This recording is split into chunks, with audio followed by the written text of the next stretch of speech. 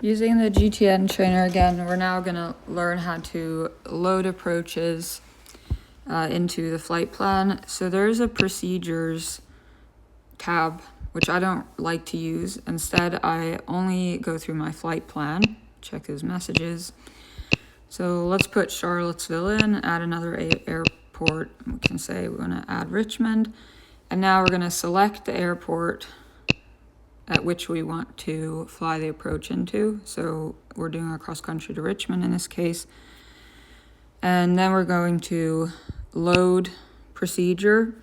We're going to pick approach, and then we'll pick the approach that we want. So let's say we're doing, I don't know, let's say we're going to do the ILS to runway 2. We never leave vectors in the transition. That's very important.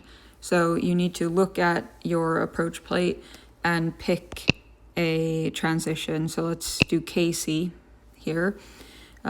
Typically in the transition, we'll pick the furthest initial approach fix, but it'll depend a little bit on the situation you're in and the flight and where you think you might be going. Then we have two different options. We can load the approach, or we can load and activate the approach. The difference between the two is that if we load the approach, the GPS is going to continue to take us direct to the Richmond airport. But if we load and activate the approach, then the GPS is going to take us to KC instead of the Richmond airport. And it's important to understand the difference between the two, because if ATC has not told you to go direct KC, you don't want to mistakenly start going direct KC without letting them know. So we'll go ahead and load the approach. It's telling us here that GPS guidance is for monitoring only because it's an ILS, and so it's ground-based. So just hit OK.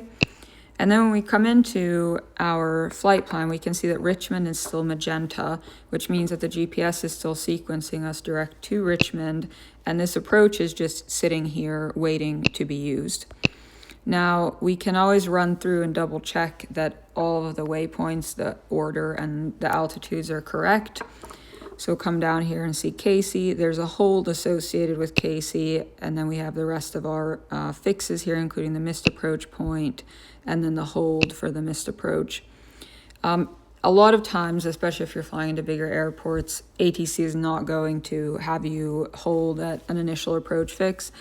So if we want to remove it, we simply select the hold, and then we can remove the hold, remove holding pattern, OK, and now that hold has disappeared from there.